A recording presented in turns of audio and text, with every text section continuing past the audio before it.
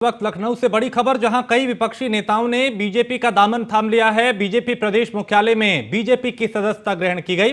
Deputy CM Brajesh Pathak ने उन्हें party में शामिल कराया। कांग्रेस नेता अजय कुमार उपाध्याय ने बीजेपी की सदस्यता ली, जबकि 13 अन्य नेताओं ने भी बीजेपी का दामन थाम लिया।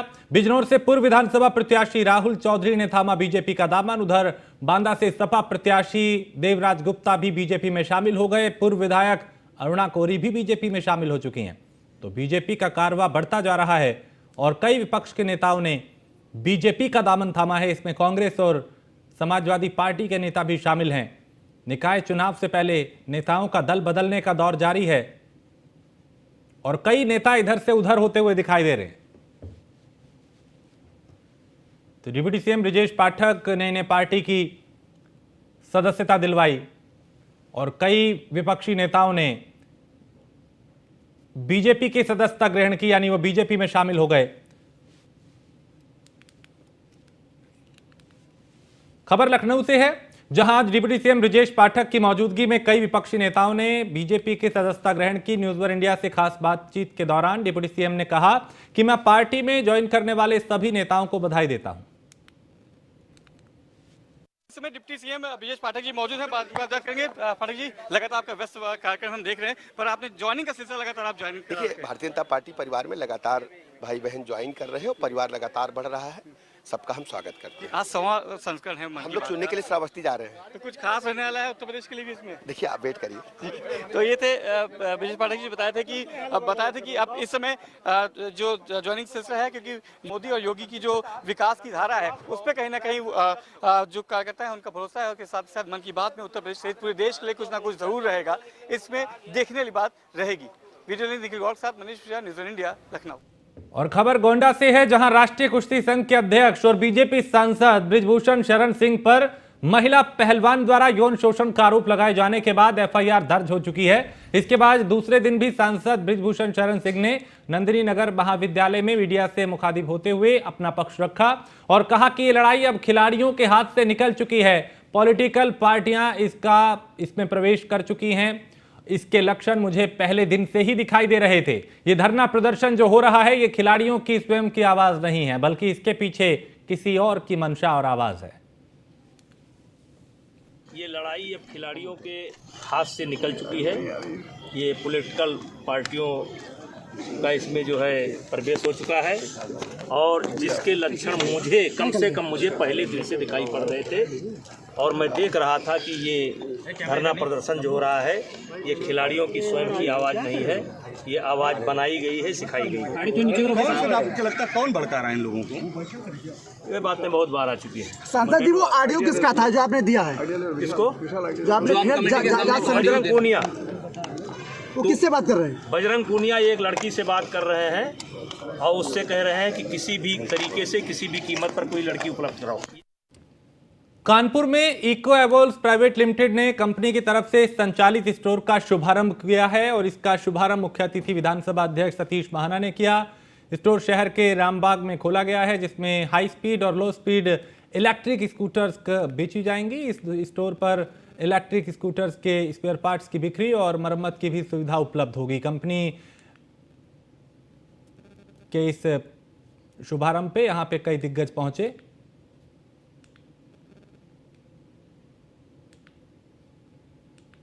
और विधानसभा अध्यक्ष सतीश महाना ने बताया कि इलेक्ट्रिक बाइक बाजार में आने से कहीं ना कहीं प्रदूषण से भी राहत मिलेगी।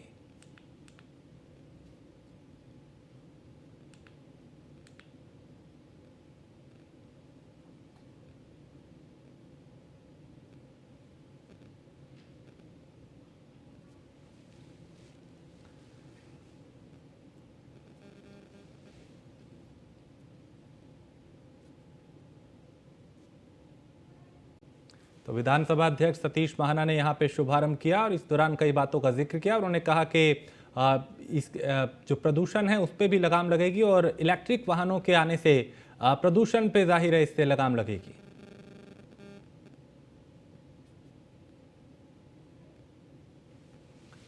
और कानपुर विकास प्राधिकरण के उपाध्यक्ष आईएएस अरविंद सिंह के विरुद्ध गैर जमानती वारंट जारी हुआ है। संबंधित थाना अध्यक्ष को निर्देश दिए गए हैं कि वो उपाध्यक्ष अरविंद को न्यायालय के सामने पेश कराए।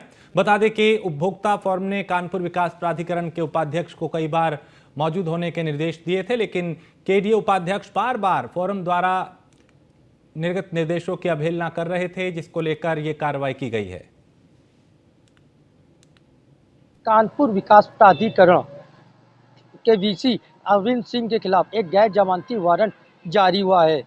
जवाहर विद्या समिति योजना जो केडीए की थी, उसके तहत आवंटन को लेकर धांधली का आरोप केडीए वीसी पर लगाया गया था, लेकिन कहीं पर सुनवाई न होने पर जिला उपभोक्ता फोरम में उनके खिलाफ एक वाद दाखिल किया गया था। उस वाद की सुनवाई करते हुए कई बार केडीए वीसी को जिला उपभोक्ता फोरम में उपस्थित होने के लिए नोटिस जारी हुआ, लेकिन हर बार वह नोटिस को अनदेखा कर वो एक बार भी जिला उपभोक्ता फोरम पे उपस्थित नहीं हुए, जिसको लेकर के जिला उपभोक्ता फोरम सख्त हुआ और एक गैर जमानती वारंट जारी करते हुए 27 मई 2023 को केडीए वीसी अरविंद सिंह को हाजिर होने के निर्देश जारी किए। साथ ही संबंधित थाने को भी एक लेटर जारी किया गया है कि वह अरविंद सिंह को जिला उपभोक्ता फोरम में 27 मई को हाजिर कराएं। अब सवाल यह उठ रहा है कि लगातार आदेशों का अवहेलना करने वाले अरविंद सिंह क्या इस बार 27 मई को भी हाजिर होंगे, या पुलिस उन्हें जिस तरह गैर जमानती वारंट हुआ है उसके तहत क्या पुलिस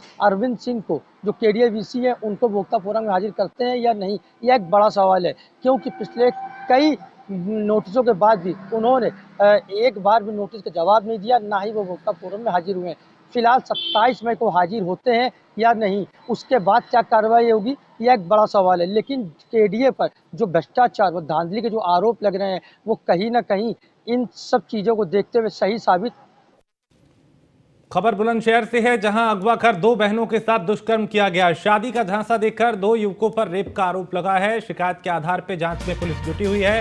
एसएसपी कार्यालय पहुंच परिजनों ने न्याय की गुहार लगाई है। थाना आहार क्षेत्र के गांव का यह मामला है।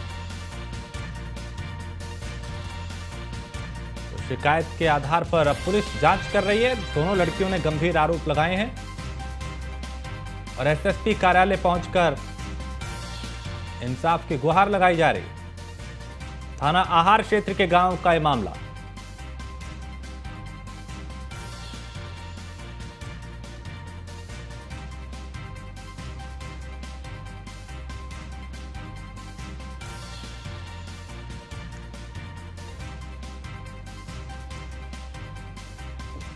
खबर नोएडा से है, जहां एक्साइज डिपार्टमेंट की ताबड़तोड़ कार्रवाई जारी है और सेक्टर 135 में एक्साइज डिपार्टमेंट ने छापा मारा है, जहां रिया फार्म हाउस पर एक्साइज टीम ने छापेमारी की है और यहां पे बिना लाइसेंस के शराब परोसी जा रही थी। रेस्टोरेंट फार्म हाउस के केयर टेकर मुकेश कुमार समेत 2 लोगों को गिरफ्तार किया गया है। थाना एक्सप्रेसवे में यानी एक्सप्रेस में क्षेत्र का यह मामला है और लगातार एक्साइज डिपार्टमेंट कार्रवाई कर रहा है।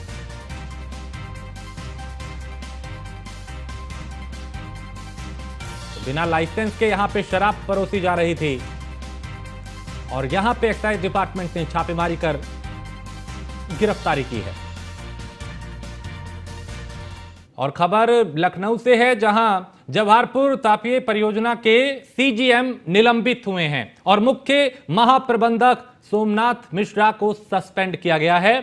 विद्युत उत्पादन शुरू कराने में लापरवाही का इन पे आरोप और अजय कुमार को अनपुरा ताप विद्युत गृह का चार्ज मिला है और विद्युत उत्पादन सुचारू रखने के लिए 8 अभियंताओं का तबादला किया गया है।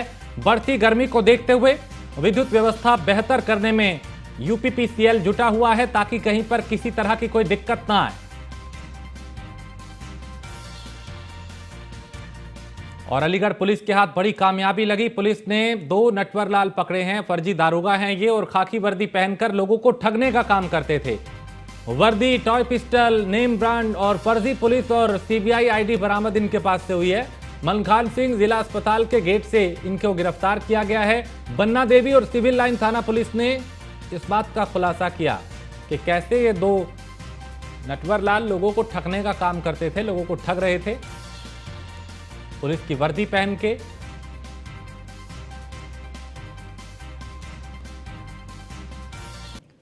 खबर मेरठ से है, जहां बरेली पुलिस ने शिक्षा माफिया के ठिकानों पर छापेमारी की है। छापेमारी के दौरान शिक्षा माफिया सचिन गुप्ता की गिरफ्तारी हुई है और बरेली में एनसीईआरटी की नकली किताबें छापने के मामले में यह वांछित था, फरार चल रहा था। पिछले 1 महीने से बरेली पुलिस सचिन गुप्ता की तलाश कर रही थी। टीपी नगर थाना क्षेत्र की एक कॉलोनी में यह छुपा हुआ था, जहां से इसे अब शिकंजे में लिया गया है। एनसीईआरटी की नकली किताबें छापी जा रही थी और उसी मामले में यह फरार चल रहा था। अब पुलिस ने इसे गिरफ्तार किया है।